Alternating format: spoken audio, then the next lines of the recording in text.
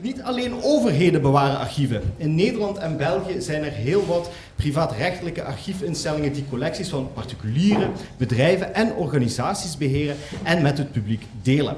Dat gebeurde ooit vanuit een zuil of een regio, maar inmiddels is hun oriëntatie vaak aanzienlijk verbreed. Vertegenwoordigers van deze archiefinstellingen uit zowel België als Nederland gaan met elkaar, en hopelijk ook met u in de zaal, in gesprek om hun visie en uitdagingen te vergelijken. Tijdens deze sessie zullen een aantal kernvragen aan bod komen, zoals in hoeverre spelen traditionele, verzuilde of door bepaalde doelgroepen georiënteerde doelstellingen nog een rol? Naar welke archieven zijn de organisaties actief op zoek? Willen ze een bepaald soort onderzoek stimuleren? En hoe kunnen zij voldoen aan de vraag naar meer digitale content? Daarbij, als bredere omkadering, kijken we ook naar welke doelgroepen men actief probeert te bereiken en welke middelen men daartoe inzet. Daarnaast krijgen de aanwezigen in de zaal ook de kans om actief deel te nemen aan de discussie. Wie zitten hier voor u aan tafel? Dat zijn in willekeurige volgorde, en ik kan de naamkaartjes niet zien. Ikzelf, Joris Roos, ik werk voor het Sociaal Historisch Centrum voor Limburg. Donald Weber van het AMSAP ISG. Peter Leroy van Liberas. Hans Krabbedam van het KDC. Fred Lieburg van het HDC Protestants Erfgoed en Nico Randraat van het Sociaal Historisch Centrum voor Limburg. Op het einde van de sessie zal Joep Leerse het afsluiten met wat we noemen een paukslag. Hij zal een algemene overschouwing geven van wat hier gezegd is, zodat u tijdens de sessie niet al te veel hoeft na te denken. Dat is een klein mopje. Hartelijk dank om hier te zijn. Ik ga vragen aan de panelleden om zichzelf even kort voor te stellen. En na die voorstellingsronde zullen we eventjes iedereen de kans geven om in een 3-tal minuten een specifieke casus te presenteren waarin hun eigen missie en de visie die ze hebben op de werking van hun archief in de verf te zetten. Zo hebben de mensen in de zaal kort al een idee van wat de verschillende archiefinstanties met elkaar bindt en eventueel ook van elkaar onderscheidt. Ik ga beginnen aan de persoon die het dichtst bij me zit. Hans, welkom. Dankjewel. Moet ik ergens inpraten? Of, In principe, als je luid genoeg praat, dan kan de zaal het gewoon horen. Even zwaaien als het niet aankomt. Ik ben Hans Krabbendam. Ik heb 25 jaar gewerkt op het domein van de Amerikaanse geschiedenis en een aantal jaren geleden overgestapt naar het Katholiek Documentatiecentrum verbonden aan de Radboud Universiteit.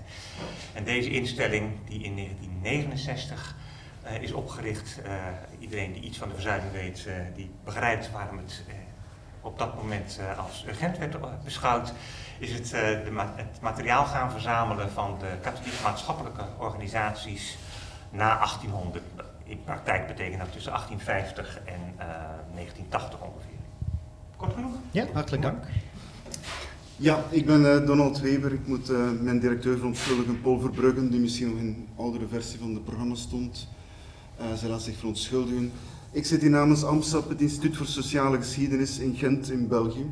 Jullie kennen wellicht wel het Internationaal Instituut voor Sociale Geschiedenis in Amsterdam. Wel, wij zijn het Belgische kleine broertje, zeggen we altijd. Wij zijn opgericht begin jaren 80 als een VZW, als een onafhankelijke instelling. Dan zijn wij vanuit de universiteit gesticht, vanuit de Universiteit Gent. Met de bedoeling om eerst verloren gewaande socialistische archieven te verzamelen. Vrij snel is dat verbreed naar archieven van nieuwe sociale bewegingen, vrouwenbeweging, studentenbeweging. En dan steeds maar breder geworden, de groene beweging, milieubeweging is er ook bij gekomen. En als laatste nu ook migrantenorganisaties die eigenlijk allemaal bij ons komen aankloppen. Dus dat is zo'n beetje in kort ons profiel. Hartelijk dank. Nico. Nico Randraat, directeur van het Sociaal Historisch Centrum voor Limburg, al hier gevestigd en al hier ook feestvierend bijeen, althans bijna. We bestaan dit jaar 75 jaar en er is straks een receptie en als u wilt blijven hangen bieden wij graag een glaasje aan. Het was 75 jaar geleden, ik denk ook in dezelfde sfeer van verzuiling, vlak na de Tweede Wereldoorlog, dan dus iets eerder, dat een elite hier uit de provincie het belangrijk vond om het eigen verleden, dat niet bij wet in een rijksarchief of een stadsarchief terecht zou komen, toch op een of andere manier bijeen te brengen. En dat is vrij uniek, nog steeds in Nederland. Ik denk dat wij het enige provinciale centrum zijn met die insteek. Dus we beheren een collectie op het gebied van de geschiedenis van de Limburgse samenleving, met name van de 19e en 20e eeuw. We hebben ook een duidelijke onderzoekstaak, dus met met een jaarboek en een leerstoel en een aantal dingen die daarmee samenhangen. En we hebben met name ook vanuit de provincie Limburg, die een van onze belangrijkste subsidiegevers is, ook een publiekstaak. Dus wij willen graag het publiek, zoals dat heet, de geïnteresseerden in de Limburgse geschiedenis op allerlei manieren betrekken bij hun verleden en bij onze collecties. Hartelijk dank. Ja, goed. Ik ben Peter Larroy, directeur van Liberos, ook uit Gent, België. Tot voor een paar jaar was onze naam Liberaal Archief en dat maakte iets duidelijker hoe wij gegroeid waren en ontstaan. En ook uit die verzuiling met name bedoeld om het verleden van het liberalisme in België, in Vlaanderen vooral dan, te gaan archiveren. We zijn iets jonger dan de collega's van het ANSAP. Dus de opbouw is ook iets moeilijker verlopen, omdat uit de aard van de stukken die wij verzamelen, met name het liberalisme, zaten er heel veel stukken bij mensen thuis, waren persoonlijke stukken veel minder gegroepeerd in volkshuizen of gildehuizen, in het geval van het katholieken. Dus het heeft een hele tijd wel wat geduurd en dat blijft tot op de dag van vandaag nog altijd wel een moeilijk punt, omdat onze archiefvormers, liberale politici of liberale bewegingen in Vlaanderen kijken liever vooruit dan dat ze achteruit kijken. En dat is vaak een moeilijk punt. Wij zitten, net zoals de andere collega-archieven in Vlaanderen, door de subsidiëring van het ministerie van Cultuur, moeten we een beetje nieuwe horizonten gaan verkennen. Collega Donald gaf een aantal voorbeelden voor ANSAP. Wij zelf zijn meer gaan zoeken rond het thema vrijheid. Hebben daar een aantal nieuwe velden gedefinieerd waarop we gaan collectioneren. Op dit moment is het vooral vrijheid van denken en vrijheid van handelen, wat in concreto betekent bedrijfsarchieven, ook archieven van bepaalde besloten genootschappen, vrijmetselarij die in Vlaanderen nogal gesloten is. En dan eigenlijk andere terreinen die gekoppeld kunnen worden aan vrijheid. Ook vanuit dat cultureel erfgoeddecreet, waardoor wij gefinancierd worden, doen wij meer dan alleen verzamelen en archiveren. We moeten sterk de nadruk leggen op publiekswerking, lezingen geven, tentoonstellingen doen. Er is ook een onderzoekscomponent in het cultureel erfgoeddecreet, waarbij dan uitdrukkelijk ook wordt gevraagd om nooit in concurrentie te gaan met het academische onderzoek, want dat wordt gefinancierd vanuit onderwijs en niet vanuit cultuur. En dat zijn al een paar van de zaken waar we het straks nog wel eens verder kunnen over hebben. Hartelijk dank. Ja, mijn naam is Fred van Lieber. Op het kaartje hier staat HDC, Protestants Erfgoed. Op zichzelf wel grappig dat protestant hier zo net aan het hokje. Heel toevallig. Wil je liever hier zitten, Fred? Nou, jij bent een crypto-protestant aan de andere kant. Maar ik moet die die naam even toelichten. HDC staat oorspronkelijk voor Historisch Documentatiecentrum aan de Vrije Universiteit. Dat is ooit opgericht in 1971 om collecties uit de protestants-christelijke zuil te verzamelen. Dus wij hebben de archieven in die zin van veel organisaties uit onderwijs, politiek enzovoort. Tegelijkertijd is het HDC ook een soort expertisecentrum in de faculteit. Het heeft eigenlijk twee poten. De collectie Protestants Erfgoed, zoals het dan nu heet, zit in de universiteitsbibliotheek. Zelf zit ik in de faculteit, gewoon als leraar religiegeschiedenis, maar ik ben ook directeur van het HDC om op die manier die twee componenten te verbinden.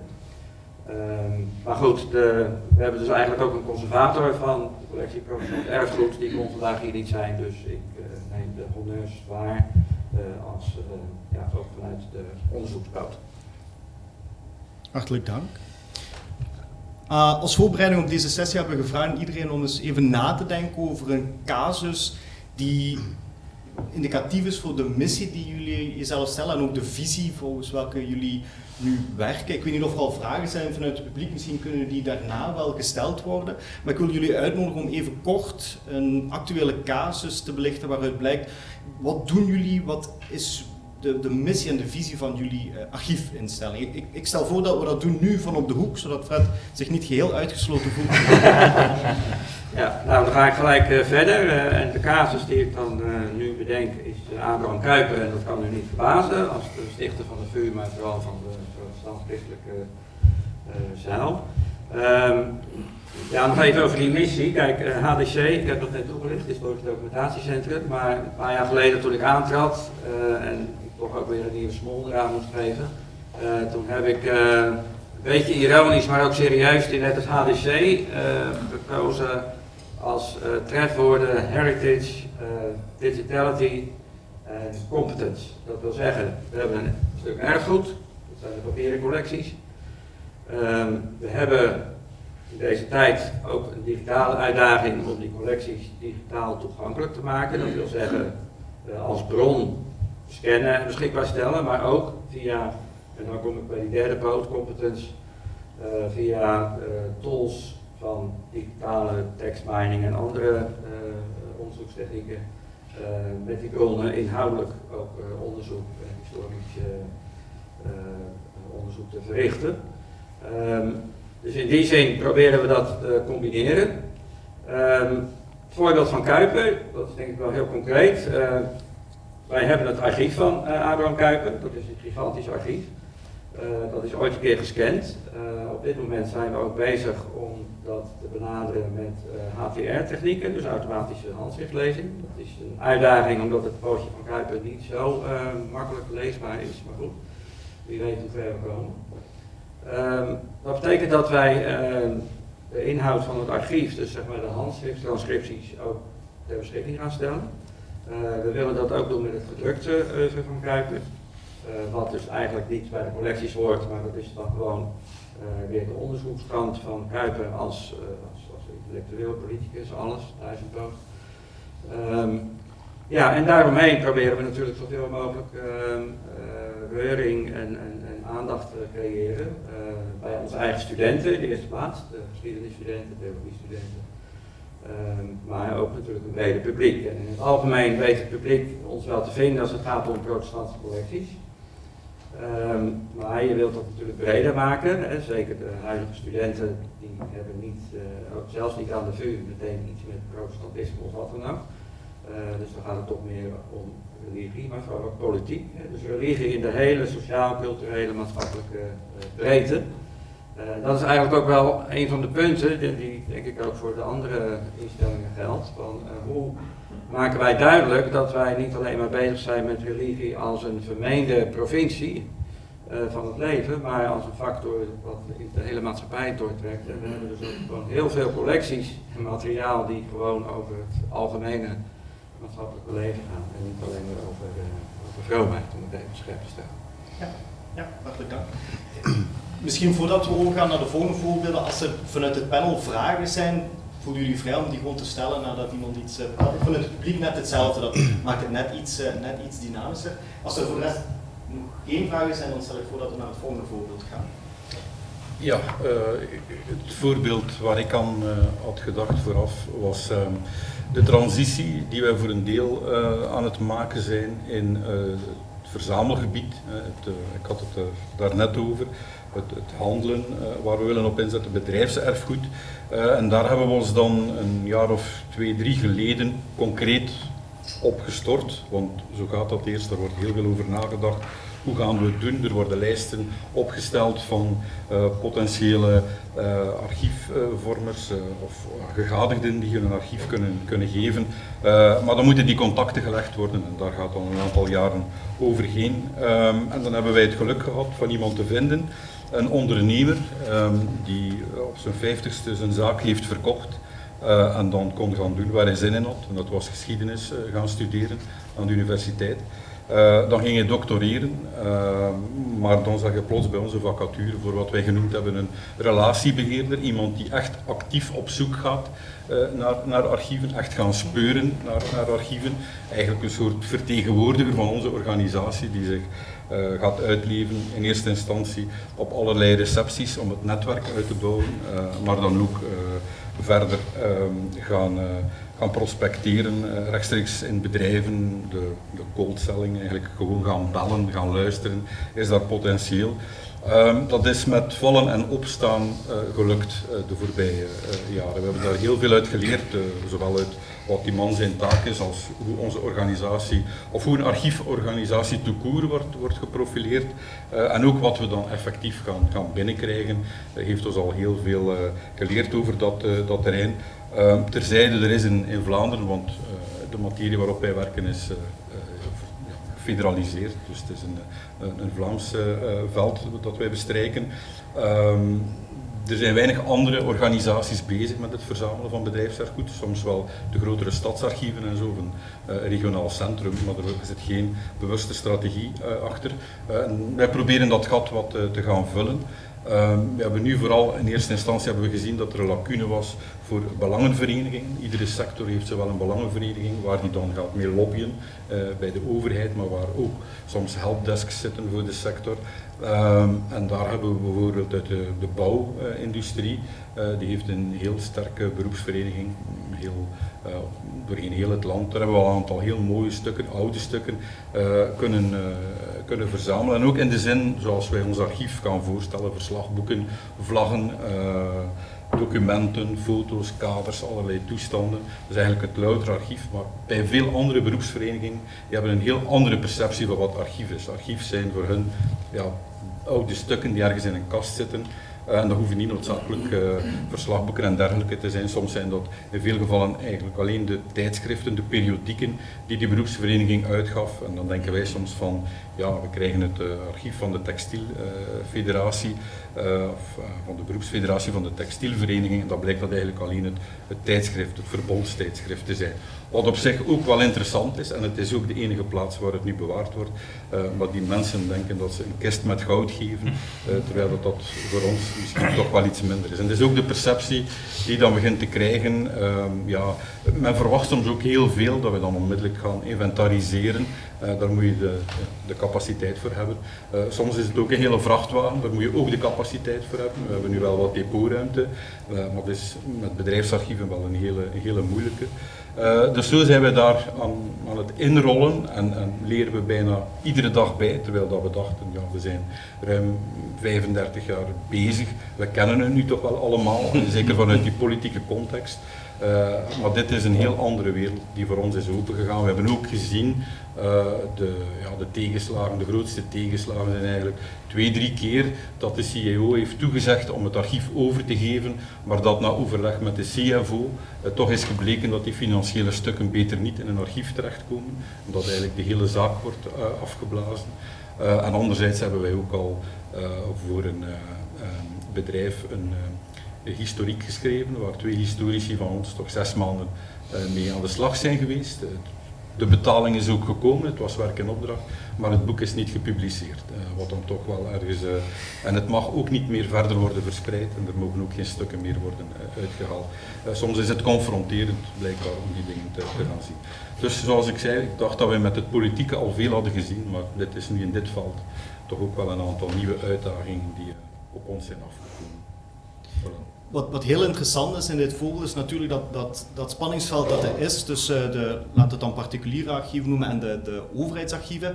Overheidsarchieven moeten, die ontvangen archieven van instanties die dat moeten overdragen. Particuliere archieven moeten zelf heel veel missionariswerk doen en er bestaat geen opleiding specifiek daarvoor. Dus je moet wel heel handig zijn in dat soort van onderhandelingen. Ja. En soms springt het af.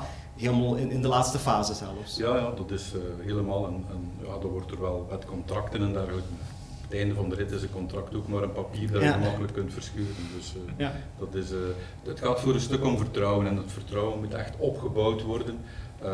Wij noemen dat geen missionarisch werk in onze context. Nee, snap ik niet. We zijn van de katholieke hoek opgericht, het SSL, dus we proberen de beeldtaal te gebruiken van de organisatie. Maar dat is wel een van de grootste gemene deelers natuurlijk, die we met z'n allen gemeenschappelijk hebben. Dat je vanuit particulieren moet je echt die stap gaan zetten. En als je niets doet, en dat was ook wat wij gezien hadden met dat politieke, die bronnen drogen ook op een duur. Dat je dan zegt van onze relevantie, dat de overheid die ons subsidieert, het eigenlijk wel goed gezien. Dat ze ons allemaal in een andere hoek hebben geduwd. Ook, dat was niet de enige reden, maar het geeft wel aan dat je zelf moet heruitvinden daarin. Ja. Daarin zit ook de waarde, want de sessie heet Archieven van en voor de samenleving. Die maatschappelijke waarde die zit heel erg in net het vastleggen van die stukken geschiedenis die anders zouden dreigen te verdwijnen, omdat die archiefwet niet van toepassing is op die instanties. Nico, mag ik het voorbeeld van het SSCL? Ja, tuurlijk, sorry. Er is ook nog een vraag. Ja? U had een vraag. Ik vroeg me af, het gesprek met de particuliere aanbieder, of de bedrijf waar je daarmee in gesprek bent om een archief binnen te krijgen. Hoe gaan de gesprekken bijvoorbeeld over waarheid van het materiaal. Want dat kan ook een issue zijn, denk ik. Ja, Daar zegt nou ja, het moet nog 100 jaar dicht zijn en u denkt ja, 100 jaar, dat gaan we niet doen. Ja. Hoe doe je dat? Ja, dat is een aanvoelen. 100 jaar is nu wel heel veel, zoveel hebben we nog niet gehad, maar we laten effectief de archiefvormer wel zelf voor een groot stuk bepalen. Dat komt ook omdat we in het particuliere zitten, dat is ook niet gedefinieerd. En dan gaan we ook kijken van een zeker comfort om daarin te vinden.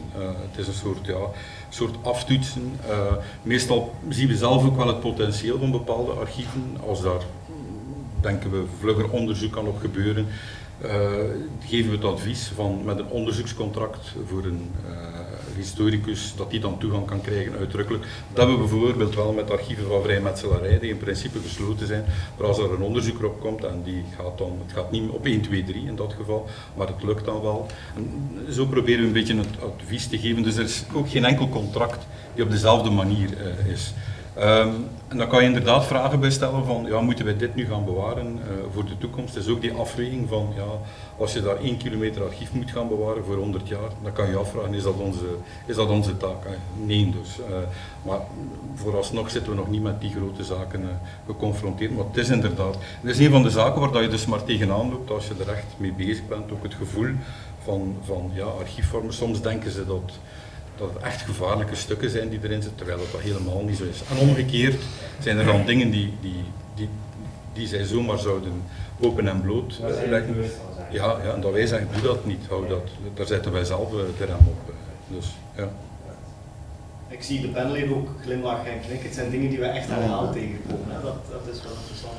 Dat is nog een vraag. Ja, ik zal het kort houden. Nee, ik begon over die bedrijfsarchieven. Toen hadden we natuurlijk gevraagd van ja, hoe zit het met financiering en ruimte? En dan zit het ook essentieel tegenaan. Dus ik heb net al wat over gezegd. Ik kan nog een advies aanbevelen, maar ja, dat is van Solvay. Is dat de Frans of is dat de Brussels gewest? Doen jullie dat ook? Want dat is nu uiteengevallen en ik heb daar vroeger bij het bedrijf toch geweest. Het bedrijf splitst in 2 delen nu en dat is een groot probleem. Ja. Het probleem van archivaris is dat dat dus een archief is wat natuurlijk heel interessant is voor wel die maar en weet.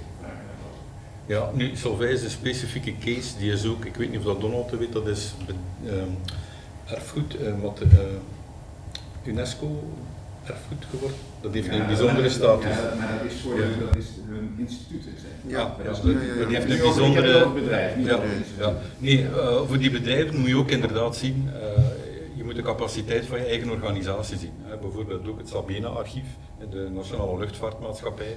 Daar heeft de curator, of hebben de curatoren een aantal jaar eerst proberen geld uithalen en dan hebben ze het uiteindelijk toch wel proberen in het archief binnen te brengen. Dat was ongeveer 8 kilometer, dacht ik, het Sabena-archief.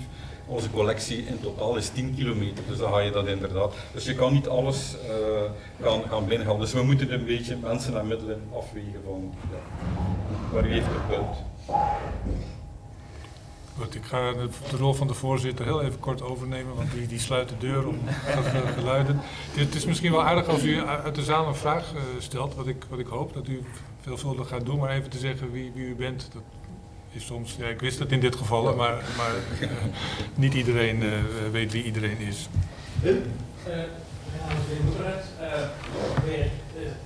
Vanuit mijn positie vanuit het Zandse en het Streekmuseum samen met het Sociaal Schildercentrum Limburg. Maar waar wij steeds meer tegenaan lopen, en dan wil ik graag een van alle panelleden dat wij die stukken, het verhaal van mensen, dus de interviews die je kunt doen met betrokkenen, vaak de betekenis van die archieven gigantisch versterkt. Maar het probleem vind ik zelf dat het opslaan van die interviews, oral history en documentatie, dat is een nieuwe uitdaging voor ons allemaal. Maar het is wel een laag die, denk ik, super relevant is voor de betekenisgeving van die archieven. En ik snap dat het een taak erbij is, maar ik ben heel erg benieuwd hoe jullie daar tegenaan kijken. Of we daar misschien een gezamenlijkheid wel niet veel meer over moeten nadenken. Nou, dat.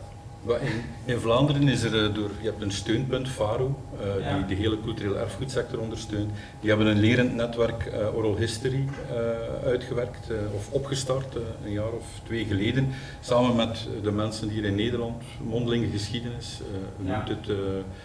ja, ik ben die naam van het is een dame die dat hier in Nederland nogal doet, ik ben die kwijt. Maar daar wordt nu in de sector, de culturele erfgoedsector, archieven, musea, wordt daar heel hard aan geduwd om ook te kijken. Ik hoorde ook deze ochtend in die sessie van Nico, was ook iedereen wil oral history doen, maar er is geen algemene methode, moeten we het gaan doen. Dus wij proberen nu in Vlaanderen naar een soort best practices uit te gaan zoeken, ook al weten we, gewoon al voor het afnemen. Het bewaren zelf, ja, dat is dan binnen de instellingen een beetje afhankelijk van de manier waarop dat we het moeten gaan doen. Maar er wordt zeker op ingezet. En het heeft ook wel resultaat. Wij hadden bijvoorbeeld nu in het voorjaar een tentoonstelling met stukken uit de actie Flanders Technology. Dat was in de jaren 1980, waar de Vlaamse regering eigenlijk zichzelf als een soort Silicon Valley aan de Noordzee wilde gaan presenteren, om het kort gezegd. We gaan nu echt technologie. Toen hebben we een aantal mensen gevonden en die hebben we echt geïnterviewd, hebben we kunnen vastleggen. En het is ook, in ons geval is het ook een wisselwerking. Je doet het interview en er komen nog stukken naar boven. En zo gaat het. Ik denk dat wij het als archieven meer zo moeten gaan zien om het te gaan effectief gaan integreren. Maar ik weet dat bij Donald, bij AMSAP zijn jullie daar ook met oral history dan Ja, als ik kan er misschien kort even over de bewaring zelf, want we zitten inderdaad voor de praktijk en bij dat leren netwerk ook wel. Maar we hebben tegelijk ook wel al interviews in onze collecties, een 300-tal denk ik. Dus die worden geregistreerd en krijgen een metadata van interview van met, die datum natuurlijk. Maar dan heb je natuurlijk de bron zelf die je ook makkelijk kunt ontsluiten. Het is een geluidsbron. Natuurlijk moet je dan wel op je website of je catalogus de mogelijkheden hebben om dat te ontsluiten. Plus, voor een interview is het vaak handig om daar een transcriptie bij te hebben. De tekst die je dan ook wel kunt met woorden doorzoeken en dan wil je ook die twee aan elkaar koppelen. Nu, zoals wij doen, wij gebruiken een technologie die heet IIIF-technologie. Dat is iets modern technisch. Dat laat jou toe van op het icoontje van het interview te klikken. En dan krijg je eigenlijk een soort van geluidsbalk te zien, waar je kunt mee schuiven en dan begint er een stem te spreken. En de transcriptie hangt daaraan en rolt mee zoals een soort ondertiteling. En je kunt dus ook tegelijk op die transcriptie full tekst zoeken vanuit de catalogus, zodat het interview er ook uitkomt. Dus dat is eigenlijk de manier waarop we dat ontsluiten. Maar dat is wel heel sterk verschillend van de archieven. We houden dan ook die categorie mondelinge bronnen, noemen we dat, houden we gescheiden van al de rest. In die zin dat het wel gezamenlijk in een catalogus zit, maar daar aparte beschrijvingen krijgt. Dus als het iemand is die bij een organisatie zit en we hebben toch het archief van die organisatie, dan ga je het organisatiearchief bij de archieven vinden, maar het interview bij de mondelinge bronnen, omdat het zo'n verschillende manier is van ontsluiten. Dus dat is nog een puntje waar we moeten aan werken, denk ik. Zijn er nog vragen? Ik zou mijn antwoord willen verbinden aan het om even terug te gaan naar het voorbeeld dat ik wilde gaan geven, omdat het daar in zekere zin ook wel bij aansluit. Ik dacht nog even, toen mijn buurman zijn verhaal vertelde, ik had natuurlijk ook het verhaal van de NC kunnen doen hier, als een grote overname van een bedrijf en vele honderden meters dat wij recent hebben ontvangen. Maar dat had ik niet in mijn hoofd. Ik wilde eigenlijk iets zeggen over iets veel recenters. En dat zijn de personeelskaarten van de particuliere mijnen hier in Limburg. Wij beheren het archief van de AZL. Dat is een organisatie die de registratie voert over de pensioenen van voormalige mijnwerkers. En anderen die voor de mijnen hebben gewerkt. Dat hebben we al jaren in huis. En zo nu en dan hebben we ook wel eens een dag of een dagdeel georganiseerd om dat open te stellen. Want ja, normaal gesproken komt daar nauwelijks iemand voor. Je moet dan speciaal naar de studiezaal komen om die kaart dan in te zien. En op zich hebben die kaarten wel denk ik veel historische waarde. Net als bevolkingsregisters of andere personeelsdossiers. Dat zijn dingen die mensen, historici, maar ook anderen graag zien. Dus onlangs, opnieuw, 27 mei, hadden wij bedacht, gaan we weer mensen uitnodigen om die kaarten te bekijken. En we hadden gemikt op een 100 of 200-tal mensen die we hopelijk over de vloer zouden krijgen. Maar dat werd opgepikt, dat verhaal, en dat is dan een geluk, of een geluk dan toch, dat je soms overkomt dat de pers dat opnam. Eerst de lokale en de regionale pers en vervolgens zelfs uiteindelijk het 8-uur-journaal. Nou, dat vind je dan als organisatie geweldig als je het 8-uur-journaal haalt. Maar wat er toen ook gebeurde, is dat er voor die dag zich geen 200, maar iets van 1500 mensen zich aanmelden. En ja, dat konden we eigenlijk niet behappen op één dag om daar die kaart van te lichten, te tonen, et cetera. Dus die mensen die staan nu nog in de wachtkamer en hebben we intussen tijd een heel programma bedacht om die mensen toch te bedienen. En dat is allemaal heel positief en toont dat je als erfgoedinstelling, als archiefinstelling werkelijk iets kunt doen voor mensen, wat vaak toch niet gezien wordt. En tegelijkertijd gaf het ook stof tot nadenken, ja, wat kunnen we hier nog meer mee doen? Wat kunnen we, wat moeten we met die belangstelling? Want die blijkt dus heel groot te zijn. Dus we willen niet alleen die 1500 mensen bedienen, maar ook kijken hoe we nu verder gaan met dat verhaal. Dus die 1500 mensen, en dat is het linkje naar de vraag van Wim, bevragen, eventueel een interview mee doen. Wat interesseert je nou hier aan? Waarom vind je dat nou mooi? Daar zit een stukje emotie in, maar er zit ook een stukje ik wil meer weten van. Er zit een stukje historisch bewustzijn in, daar kan van alles achter zitten. En die verhalen zijn worden vanzelf ook weer geschiedenis. Dus dat zijn verhalen die horen bij het archief, misschien op een andere manier dan bij een bedrijfsarchief, maar toch ook verhalen die historische waarde hebben. En we willen er dan ook, want we zijn ook een onderzoeksinstelling, ook op het onderzoeksgebied iets mee doen. Dus nu heeft zich al het geval voorgedaan dat we sowieso van plan waren om veel, zo niet alle kaarten te scannen, te digitaliseren. Maar nu bestaat ook de mogelijkheid om via Transcribus of een verwant programma de informatie op de kaarten direct tot data te verwerken. Dus in het juiste tabelletje te zetten.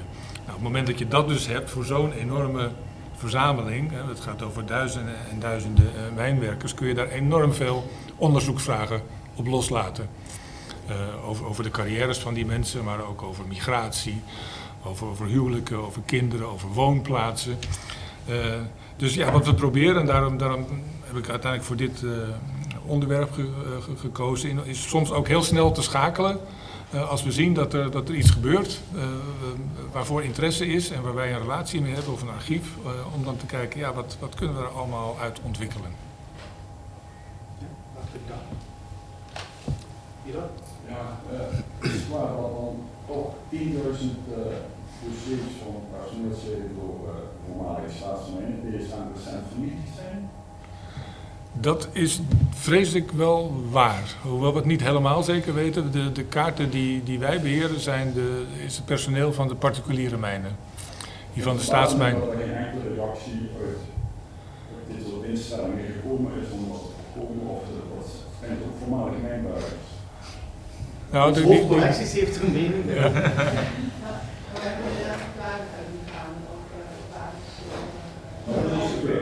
We hebben al de sessie gehad en deze FI's, dus de rechtsopvolger van de staatsmijnen, verklaard dat de kaarten zijn niet gezet ook, maar zo lang nog niet. Maar ze waren hier een paar jaar geleden, 10 jaar geleden, waren ze nog hier. Ja, maar ik weet ja, dat is een nieuw bestuur gekomen. Alle archieven zijn toen besloten. Bij het regionaal archief, voor alle duidelijkheid, het waren staatsarchieven, dus die hebben nooit bij onze instantie. Maar goed, voor de helderheid, personeelsdossiers zijn natuurlijk wel intern van de raad. Normaal gebeurt het ook. Je kunt wel een selectie toepassen, maar ook bij het principe of bij overheidsinstellingen moet voorzien worden. Ik heb een tweede opvoer voor de politie van Schepen. Je kunt wel een selectie toepassen. Al integraal. In principe is dat wat we zijn. Dus dat die maat zijn in sommige gevallen, dat is puur toeval. Tuurlijk. Maar als het steeds zoals ze daar doen, moet je het niet doen. Ja, dit is dan de vrijheid die wij hebben, denk ik, en die we ook proberen te gebruiken. Ook bijvoorbeeld bij het overname van het ENSI-archief hebben wij er heel erg op aangedrongen, met name richting de afdeling legal, die er dan overal is, om dat toch niet te vernietigen en dat wij daar heel zorgvuldig gebruik van zullen maken.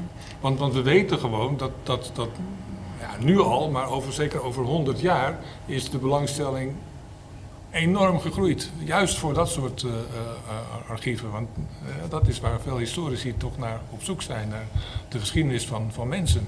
En die vind je in de internet.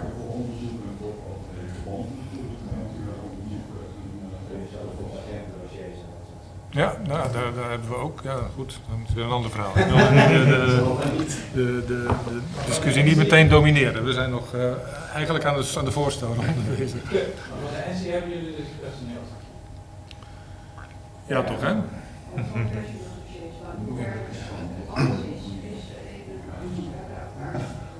Ik heb ooit met een oude directeur van de NC gesproken en het verhaal is natuurlijk dat heel veel spelers van MVV die altijd op de NC-loonlijst stonden. Dat is wel heel even Nee, dat is een hele goede onderzoeksvraag, die pak ik meteen mee. Zijn er voor de rest nog vragen uit het publiek? Anders gaan we verder met de voorstelronde. Prima trouwens om deze vraag ondertussen te hebben, want we raken heel veel thema's aan die we anders apart hadden moeten vragen. Dit biedt net iets meer context. Ik ga Donald vragen om. Ja, graag. En ik sluit graag aan bij, want ik zie de emoties die er ook gepaard gaan met dit soort dossiers en dit soort gesprekken. Het gaat tenslotte om mensen die geen stem hebben of hun stem verliezen en die verdwijnen in de coulissen van de geschiedenis. En dat is waar mijn instituut, dat sluit dan ook aan, heel erg mee bezig is. De missie van mijn instituut is mensen die onrecht ondergaan en die opstaan en zich proberen te verenigen en te verzetten tegen het onrecht en emancipatie nastreven, dat wij die geschiedenissen zouden kunnen een gezicht geven en die mensen een stem geven. En het voorbeeldje dat ik in gedachten had om dat te illustreren, is misschien iets helemaal anders dan wat we tot nu toe gehoord hebben. Ik dacht aan borduurwerkjes. Dat is misschien iets vreemd. Dat zit zo'n paar jaar geleden, het was met Black Lives Matter, was er nog wat belangstelling voor problematiek van gekleurde mensen en minderheden. En wij kregen contacten met een paar zwarte mensen uit de Brusselse wijk Matonge in Brussel. En we kregen het verhaal te horen van een dame die een activiste was, maar die in Oost-Congo zat en niet naar Brussel kon komen omwille van de gespannen oorlogssituatie in Oost-Congo. Maar zij kon wel via af en toe dingen doorsmokkelen. Dus wij waren geïnteresseerd, een stem geven aan die mensen. Alleen dat bleken borduurwerkjes te zijn.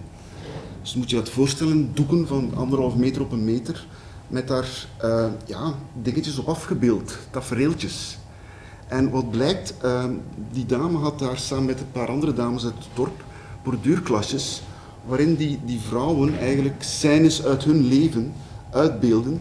En dat was eigenlijk de manier waarop zij eigenlijk erfgoed creëerden over de situatie waarin zij zaten. Dus je ziet daar borduurwerken met mooie dingetjes, poppetjes, boompjes, leeuwtjes, antiloopjes en een legervoertuig met wat soldaatjes die aan het schieten zijn en dan wat bloederige kinderlijkjes daar rond. Ja, sorry, maar dat is wat je ziet en dat blijkt dus ook heel schrijnend te zijn. En dat blijkt ook de ene manier te zijn waarop die vrouwen een stem van daaruit kunnen laten horen. Dus we hebben daar een tentoonstelling rond gehouden, in een poging om die mensen een stem te geven. Natuurlijk, dat komt dan voor een stuk in onze collectie, maar wij zijn daar niet echt in gespecialiseerd. Alleen, het tweede deel van het verhaal, daar loopt dan een dame rond op die tentoonstelling. En die dame, zo'n onderzoekster, zegt van, ik ben onlangs nog naar de kampen van Sabra en Shatila gegaan, in het Midden-Oosten. En ik heb daar met vrouwen gepraat en ik heb gezien dat zij daar ook, ze kunnen daar niet veel doen in die kampen, maar ze kunnen wel borduren. Dus ook die vrouwen in het Midden-Oosten zaten borduurwerkjes te maken. En ook zij beelden met die borduurwerkjes hun leven in die kampen daaruit. Dus hebben we weer een tweede tentoonstelling gedaan over de kamp van Shatila, over de vrouwen daarvan. En dat balletje blijft rollen, dat is mijn laatste voorbeeldje. Loopt er weer iemand rond die ook zegt van, ja maar, ik ben al een paar jaar bezig, al 50 jaar, met borduurwerken uit Chili mee te smokkelen. En dat was vorig jaar, 1973, je weet wel, Allende vermoord, was toen net 50 jaar geleden. Dus een hele mooie gelegenheid natuurlijk. Het bleek dat de mensen die toen verdwenen zijn onder dat regime, de families die overbleven, de moeders, de echtgenotes, mochten niet protesteren, maar zij maakten wel clandestien borduurwerkjes die ze dan ook probeerden het land uit te smokkelen en te verkopen, om op die manier nog een klein beetje gezinsinkomen te krijgen nadat hun man verdwenen was. En dat was een dame, Irma heette ze, die in een koffer echt om de zoveel maanden vanuit Chili naar België kwam en die werkjes te koop aanbood. Dus daar hebben we dan ook weer het verhaal van tentoongesteld. En ja, dat is natuurlijk heel ver weg van de andere verhalen, maar ik wil het ook maar aantonen. Hoe doe je dat? Mensen die geen stem hebben, een stem geven. En vaak komt dat uit heel onverwachte hoek en moet je ook creatief zijn en moet je ook gewoon openstaan voor dingen die heel erg ver van je bedshow zijn, om die toch ook een kans te geven en toch ook een manier te geven om jouw missie waar te maken.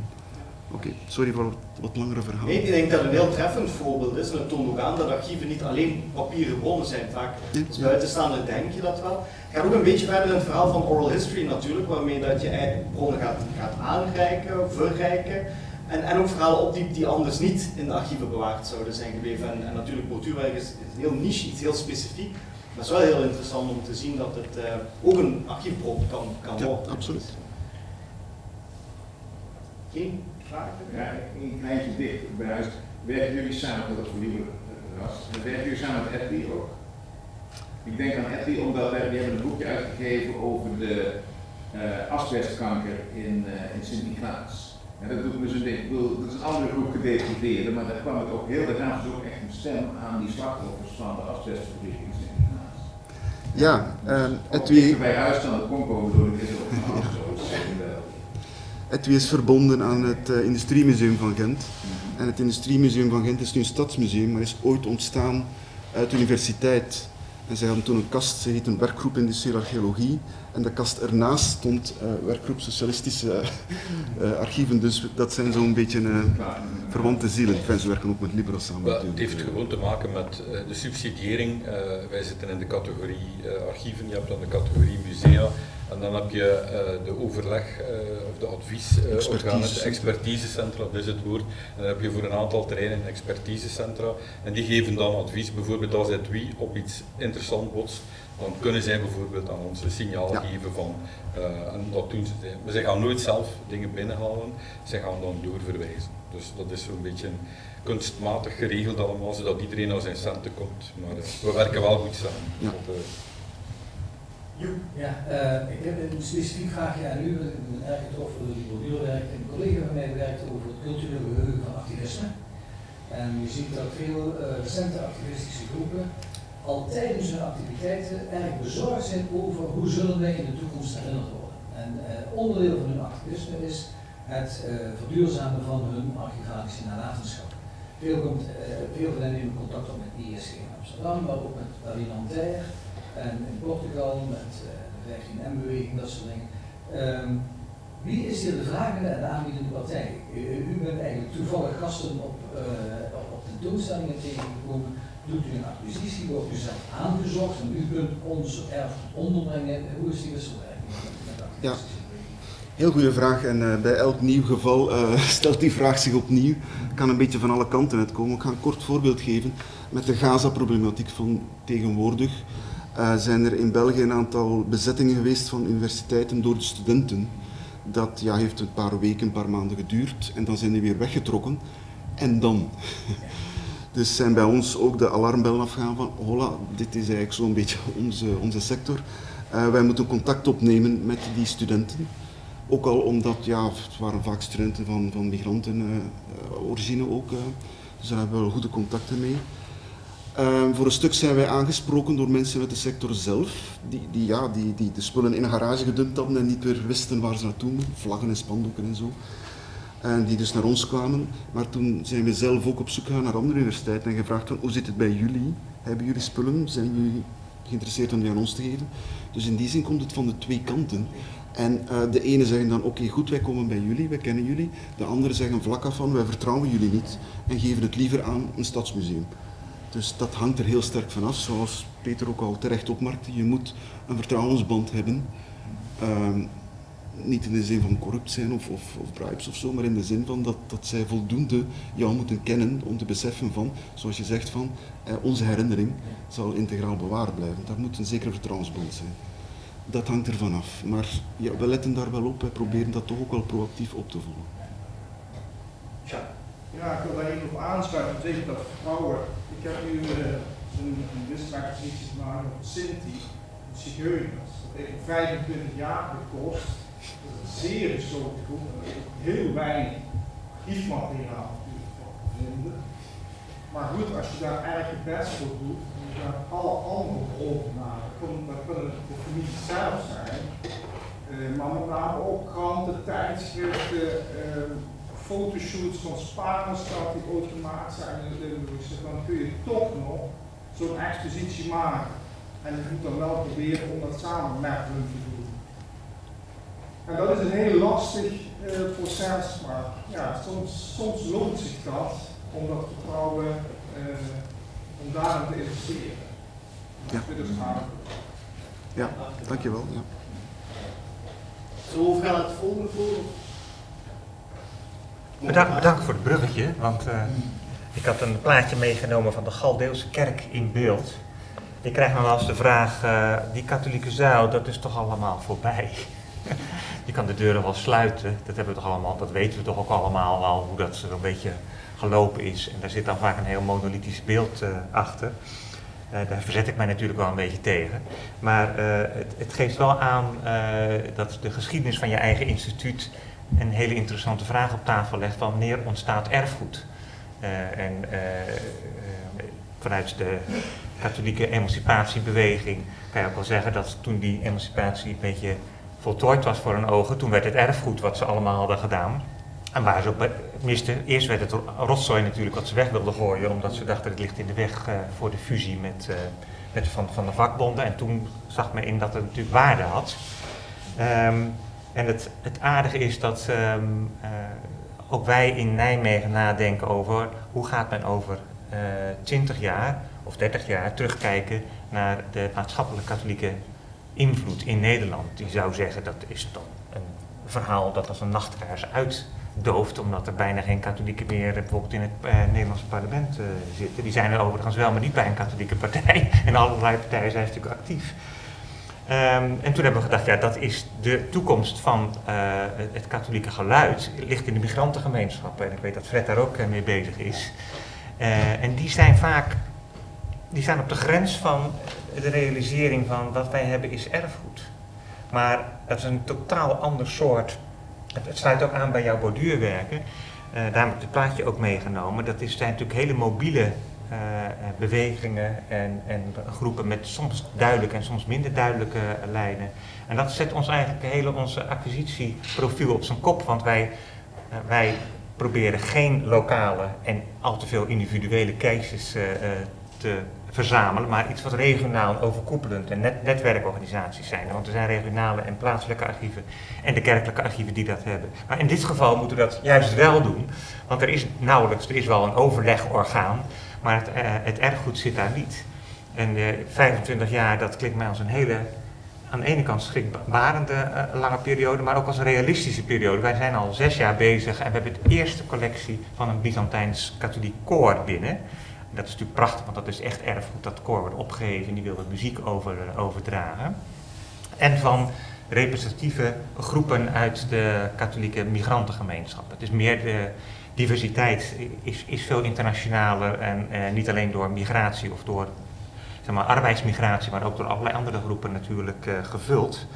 En het is inderdaad mogelijk als je de lokale contacten hebt om dan een eerste en je ook de talen spreekt. We hebben gelukkig 1 medewerker die van Antilliaanse afkomst is, dus ook vloeiend in alle talen die ze daar spreken kunnen communiceren. En dat heeft 5 jaar geduurd voordat wij de eerste collectie binnen hadden. En we hebben het getoond en daar kwam ook heel veel emotie bij. En ik vroeg, waarom emotioneert u dat nou? En toen zei de dame die dat altijd op haar zolderkamer had beheerd: nu zijn wij ook onderdeel van het Nederlands verhaal.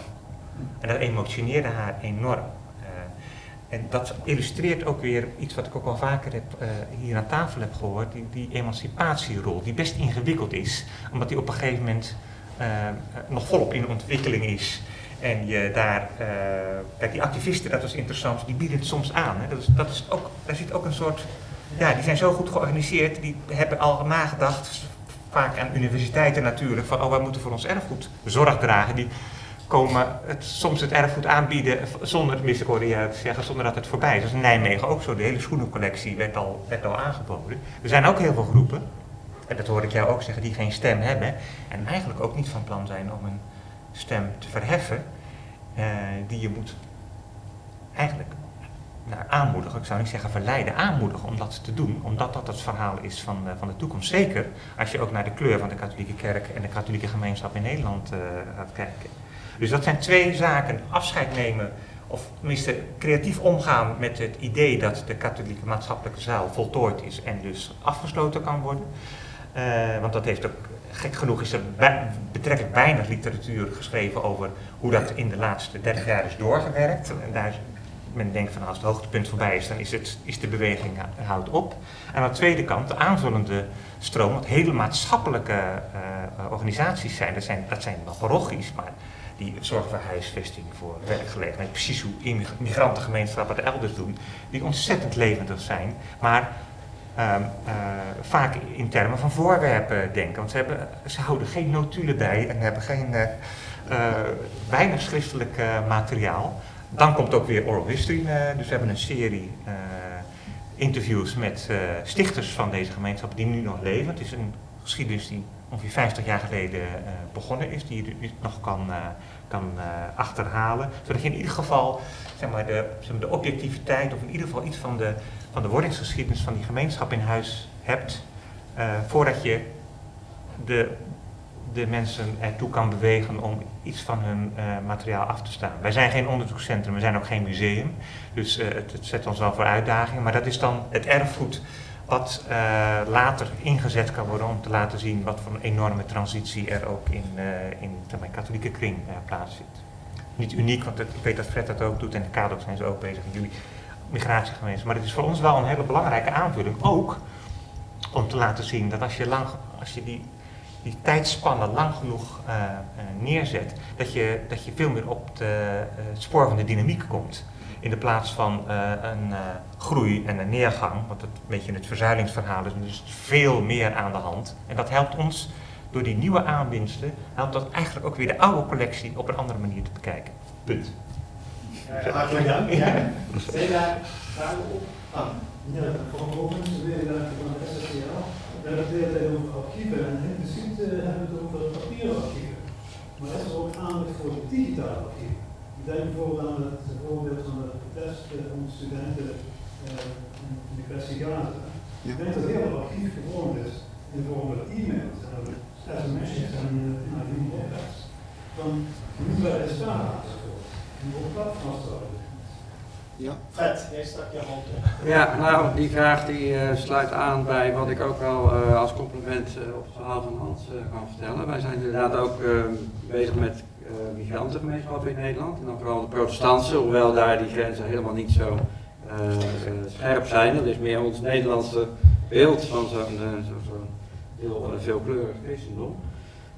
Maar wij hebben vorig jaar als HDC een dag georganiseerd met Molukse kerken, waar Molukse christenen hun liederen, die na de oorlog in Nederland een rol hebben gespeeld in hun identiteit, ook in hun aanwezigheid in Nederland, om die op te nemen op geluidsopname. Heel toevallig is vandaag de site live gegaan, dat heet molukseliederen.hdcvu.nl, waar al die opnames per lied te beluisteren zijn, met toelichtingen daaromheen. Dus dat zijn ook weer nieuwe manieren om dat hele levende en nog steeds actuele erfgoed toegankelijk te maken.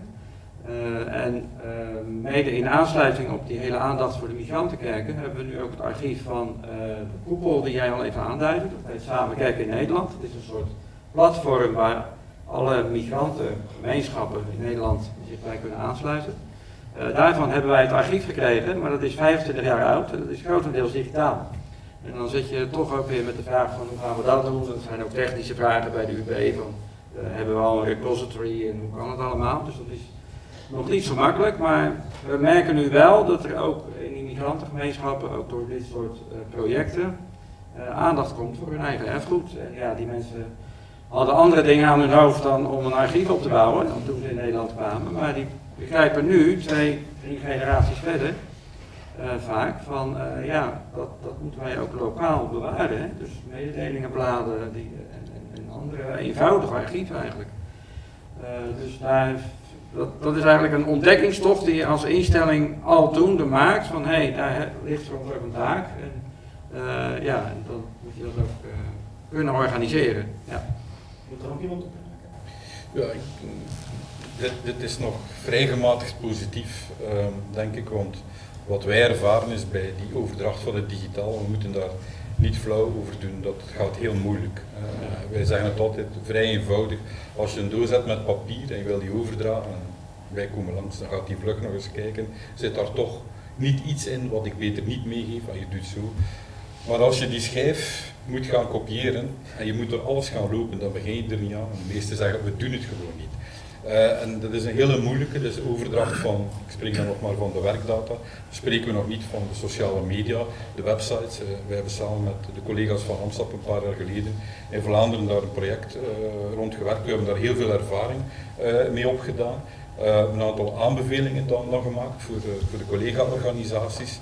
Een van die dingen was bijvoorbeeld dat je toen voor Twitter X best je kunt gaan scrapen, dat hebben we ook gedaan, maar het beste was eigenlijk omdat je dan een heleboel verliest, toestemming te krijgen van de archiefvormers. Dat hebben we met 2 geprobeerd, die waren heel enthousiast, maar het is nooit gerealiseerd. Net weer op die dingen van, ja, je moet een aantal stappen nemen en iedere orde die je neemt is daar zelfs al te veel. Dus persoonlijk vind ik, voor ons is dat echt een aandachtspunt, dat digitale gewoon al gaan verwerven. Dat verwerken is ook een heel moeilijk punt, maar ik denk dat we daar wel op termijn allemaal zullen mee rondkomen. Het is vooral die verwerving en wij zien wel dat er heel veel verloren gaat. Gisteren was er in een van die sessies iemand die zei, ja, het is zoals in de middeleeuwen, we zullen maar een percentage meer over hebben en het is ons ook gelukt om die geschiedenis te schrijven.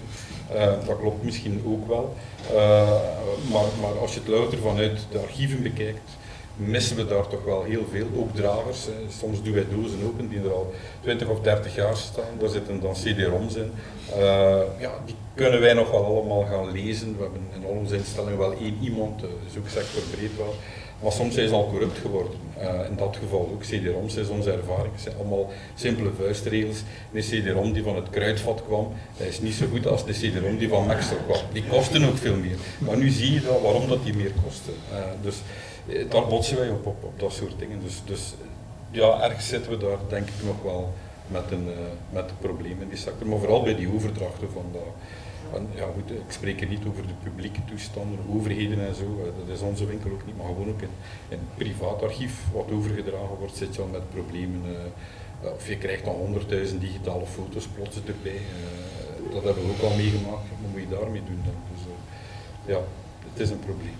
Ja. Ja, specifiek over jouw vraag naar die studenten en aansluiten bij wat Peter zegt, want dat klopt allemaal.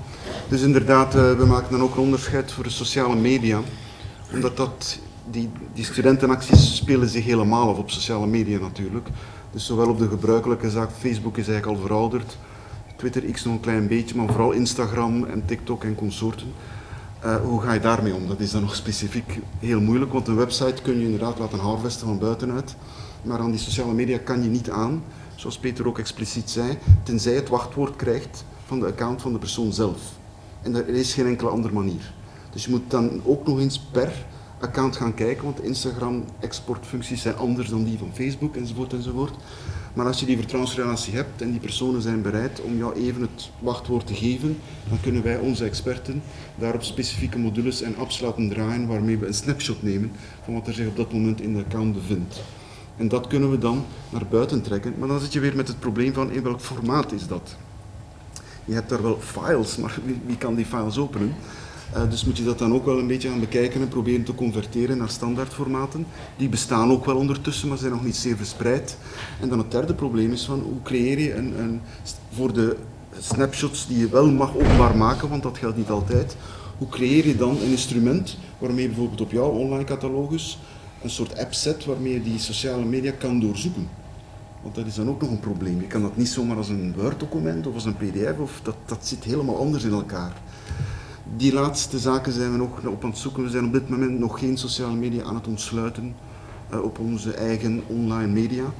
Maar we zijn wel al bezig met het scrapen, zoals Peter noemt, met het verzamelen van de inhouden van accounts van personen met wie we een voldoende vertrouwensband hebben om eventjes een wachtwoord te mogen gebruiken. Dat is hoe het werkt. Ik had nog even een vraag naar aanleiding van het verhaal van Hans. Hoe het zit met de verzuilde postverzuiling. Of jullie bijvoorbeeld het archief van Pax Christi hebben en jullie van het IKV. Moet ik dat zo zien? Dat zijn eigenlijk typisch organisaties die in de zuil zijn geworteld, maar inmiddels helemaal postverzuild zijn natuurlijk, maar heel relevant zijn. Komen dat soort archieven bij instellingen als jullie terecht, IKV en Pax Christi? Ja, wij hebben het archief van Pax Internationaal, dus ook die kant ervan. Er zijn natuurlijk ook wel wat fusiepartners geweest als CDA, dat ligt dan in Den Haag, dat is een makkelijke plek.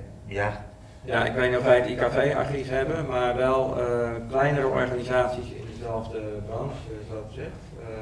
Het is bij ons dan wel zo, kijk, dit soort organisaties weten soms ook de weg te vinden naar het ISG of naar een regionaal archief of iets dergelijks.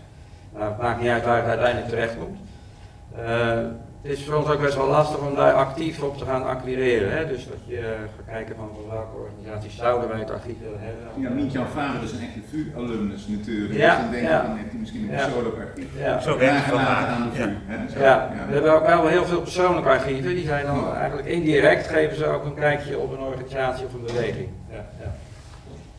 Het ligt er vaak ook een beetje aan wat de grootste fusiepartner was.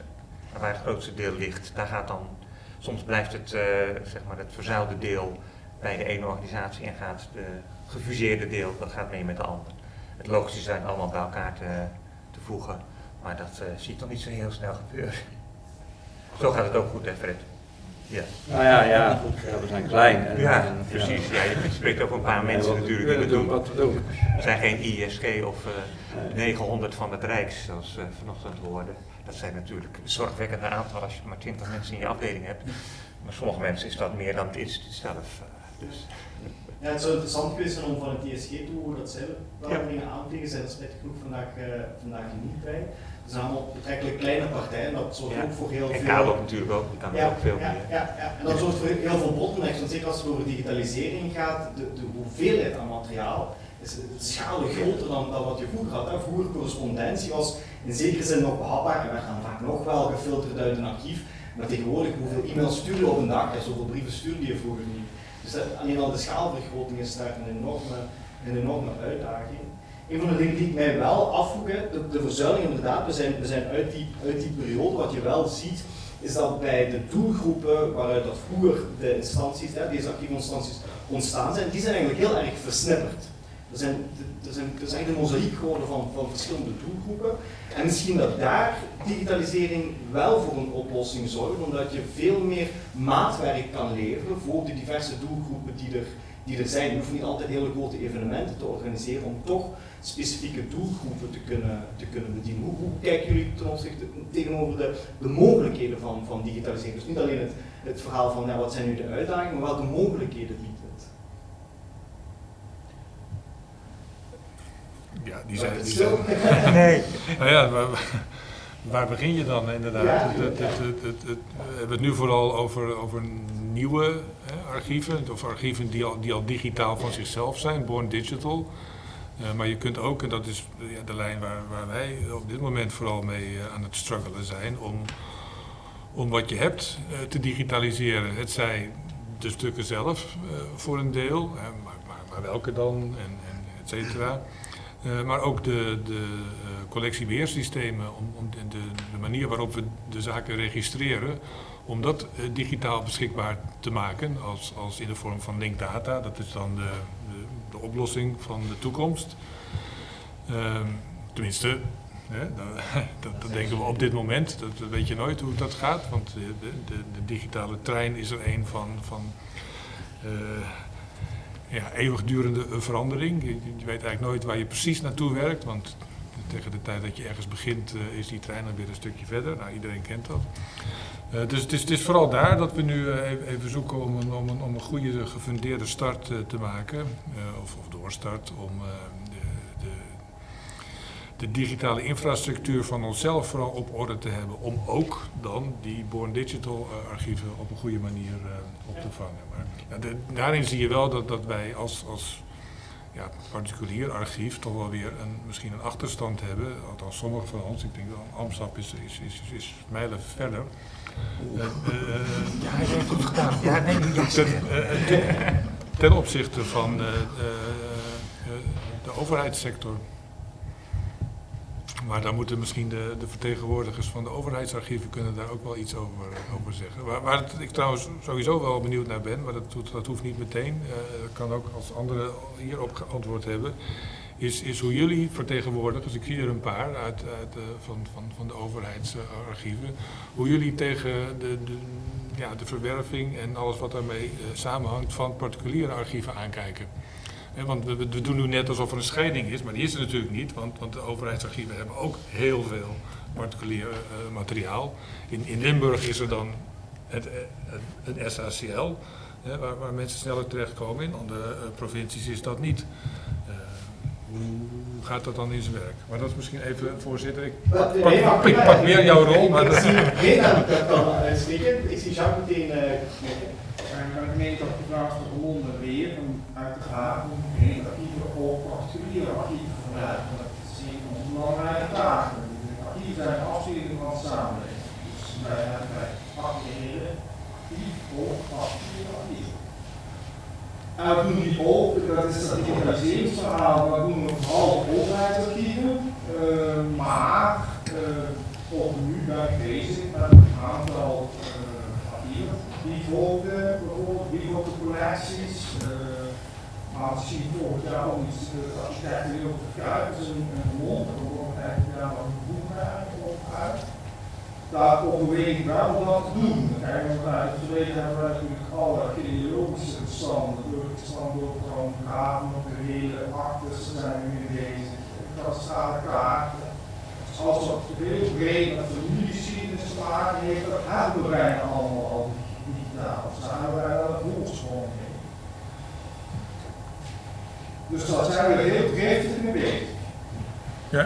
En het gaat natuurlijk niet zo weinig. Maar vanuit de missie van een gemeentearchief ook iets makkelijker verdedigbaar, want je richt eigenlijk op heel lokale gegevens, terwijl voor een regionaal archief de keuze misschien wat moeilijker om te maken is dan. Ik kijk nog naar Overijssel, dat het verhaal ook goed gaat.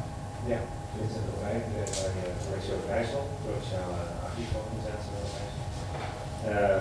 Kijk, wij werken voor overheden en die overheden die hebben zelf de beslissingsbevoegdheid om te zeggen, geven collectie Overijssel een opdracht om particuliere archieven te verwerven. Dus als een gemeente Holstrijden dat niet wil, dan wil die bijvoorbeeld daar ook doen. Als gemeente deze dat wel doen, doen we het wel. Wat ik wel zie, is kijk naar jullie instituten en vergelijk met de mijne. Wij zijn natuurlijk wel een overheidsinstelling met ook zo'n hele duidelijke machtspositie. En ik merk wel dat de clubs die jullie voor staan, kan ik me voorstellen dat bij bepaalde bevolkingsgroepen daar de drempel lager is, om het zo te zeggen. Omdat wij zijn in Nederland ook, dat is meer weten, dat ben ik Zwolle, de provincie Overijssel. En ik wil niet altijd zeggen dat je dan de laatste Nederlandse groep ergens in het crimineel zit. Dus ik vind juist het samenspel tussen wat in Nederland zo georganiseerd hebben, wij wel zo'n instituut, dus bij België, België, de meer particuliere instituten en ook de overheidsgebieden, dat kan een prima samenspel zijn. Want ik ben niet altijd de aangewezen persoon om particuliere niet in te gaan, want dat wordt ook niet gezien als een soort van overname. Wij zijn altijd in die machtspositie. En jullie misschien net iets anders. Ja, dat hangt er natuurlijk ook vanaf. Wij kijken altijd van een archief van waar is het best op zijn plaats. Als wij een stukje een overheidsarchief dat meegekomen is met een politicus zien, dan contacteren wij gewoon het betrokken archief en geven dat over. Anderzijds, als een particulier aandringt om iets bij een stadsarchief of een rijksarchief, een nationaal archief binnen te brengen, dat ligt daar misschien niet goed op zijn plaats, omdat zij niet de context hebben. Omdat ontsluiten blijft dan in een hoekje liggen, dan kunnen wij misschien een overeenkomst hebben dat wij op zijn minst de ontsluiting daarvan helpen stimuleren. Dus ja, die samenwerking is er wel, denk ik. Ja. Ja, misschien nog even inpikken op die opportuniteiten voor digitalisering. Ik dacht aan twee voorbeeldjes die een beetje in een andere richting uitgaan. We hebben bijvoorbeeld al een hele tijd problemen met scholen, met klassen. Wij hebben natuurlijk heel graag dat bereikt, het bezoekjes van leerlingen, om onze erfgoed te leren kennen. Maar dat is al jaren dat niet meer lukt om klassen tot bij ons te krijgen. Maar dan heb je natuurlijk iets anders op de markt en dat zijn die educatieve pakketten.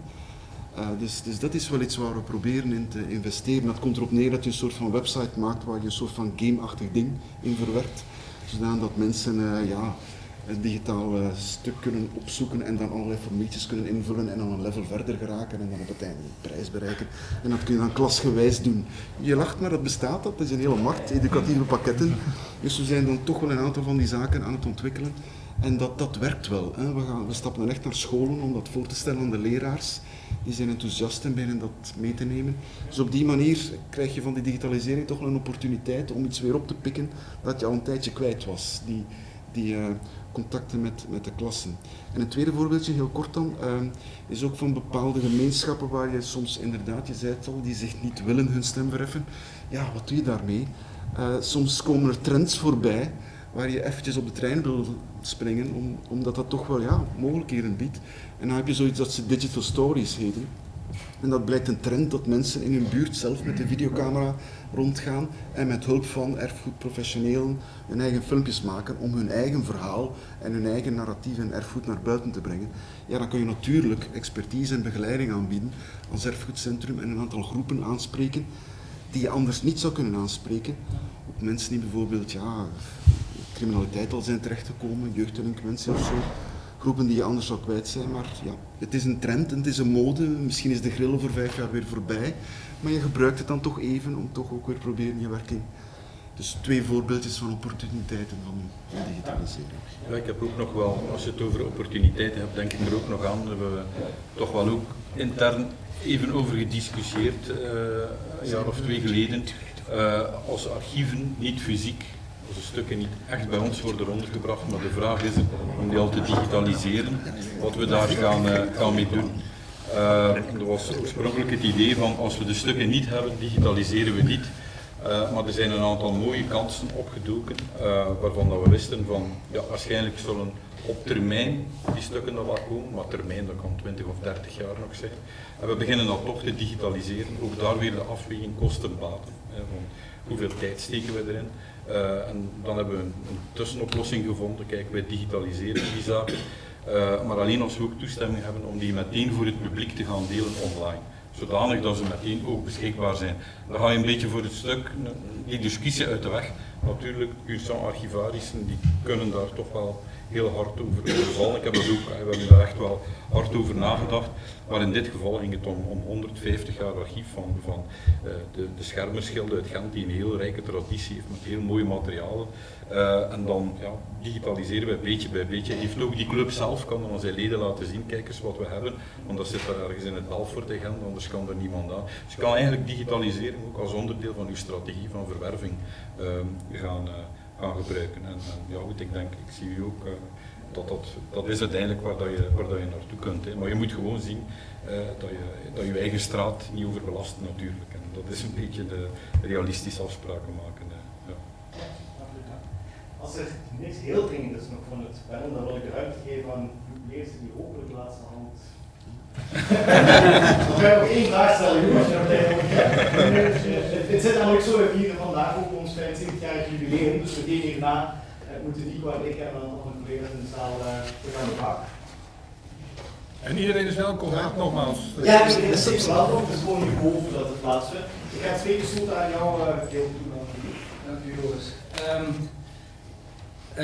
Ik heb heel veel gehoord, ik heb heel veel opgeschreven en ik denk dat ik de weg ga kwijtraken in mijn notities. En dat ik vanavond zeg, shit, dit en dat was ook nog boeiend, had ik ook nog moeten zeggen. Maar ik heb heel veel dank aan iedereen. Ik heb erg veel boeiende inkijkjes gekregen in heel veel verschillende aspecten van andere soorten archieven. Ik ben zelf historicus en dat betekent dat ik van archieven gebruik maak en dat op een zeer laatdunkende manier.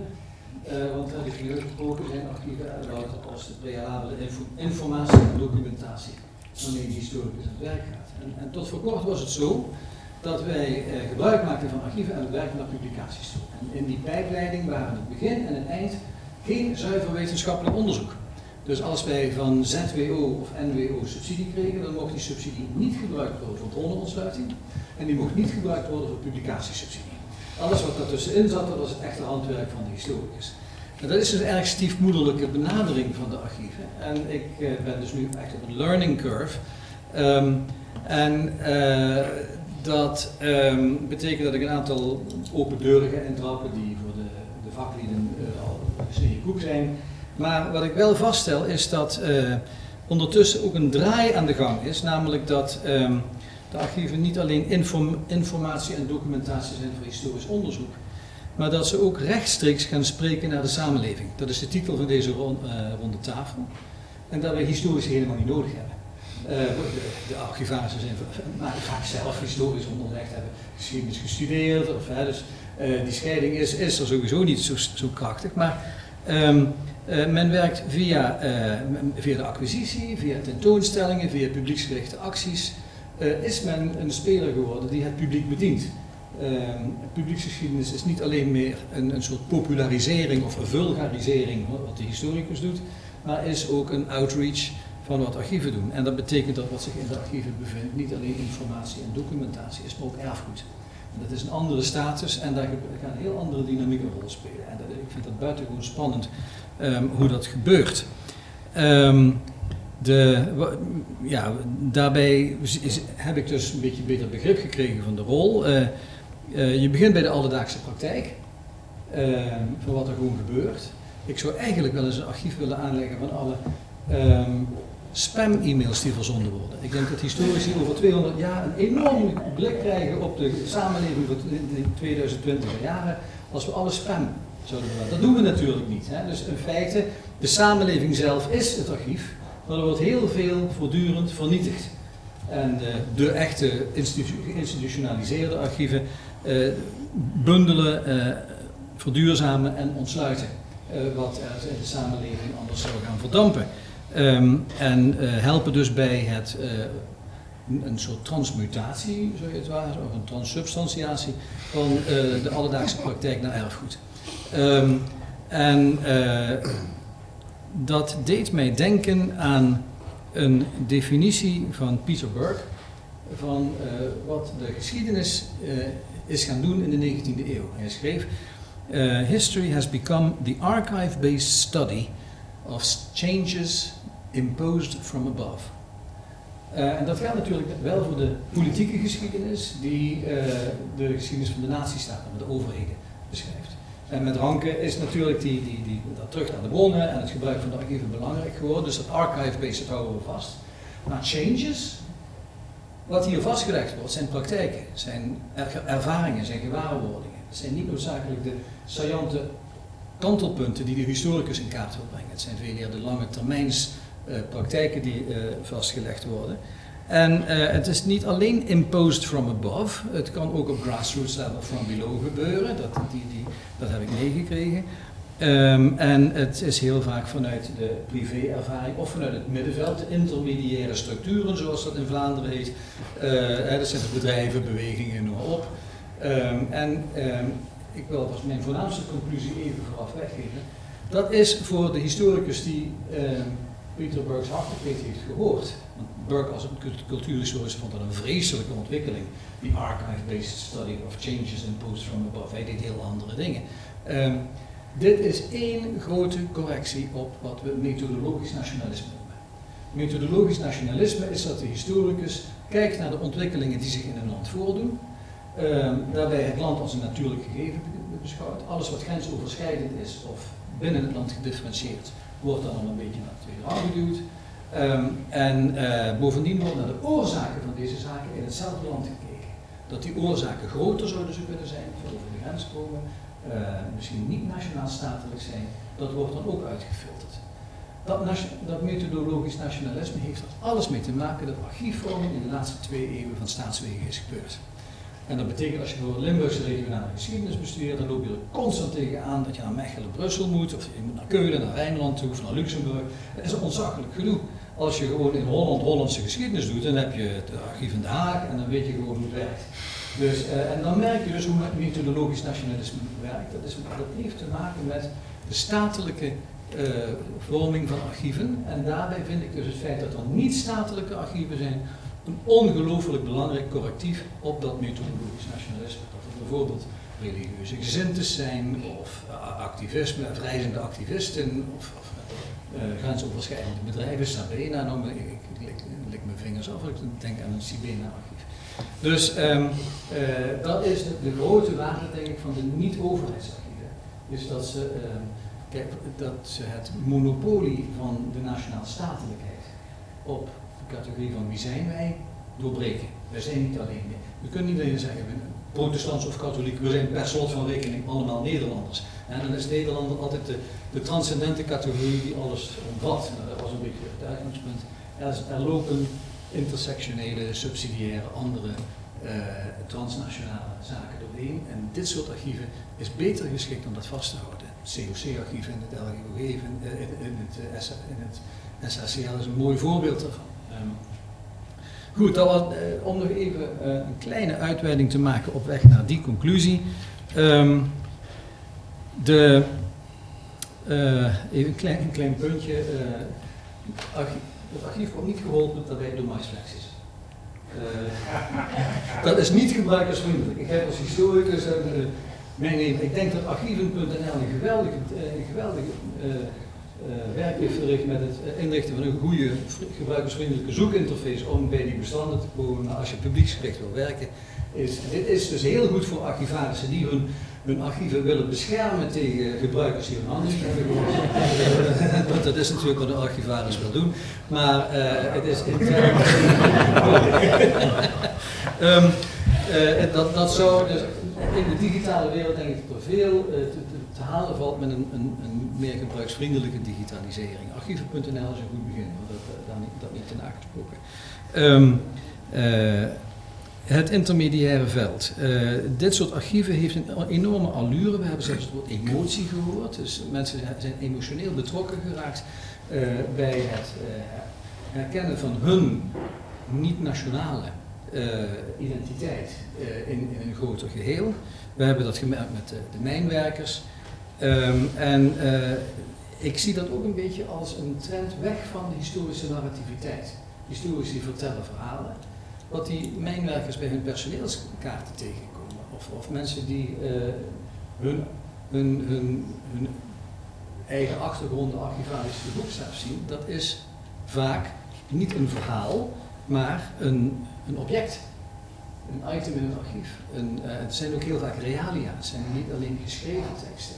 We hebben het over papieren archieven gehad, maar die geborduurde lappenstof, dat is zelfs niet alleen niet papier, dat is niet textueel. Het zijn vaak aanraakbare dingen, visuele zaken. En wat dat geeft is een tastbaarheid, een tactiele ervaring. En dat is ongemediatiseerd, dat is rechtstreeks verband met wat er ooit was. En dat kan heel emotioneel werken. En dat geeft ook een rechtstreekse authenticiteit van dit is echt. Dit is echt vanuit het verleden bewaard gebleven en je hebt het dan vast.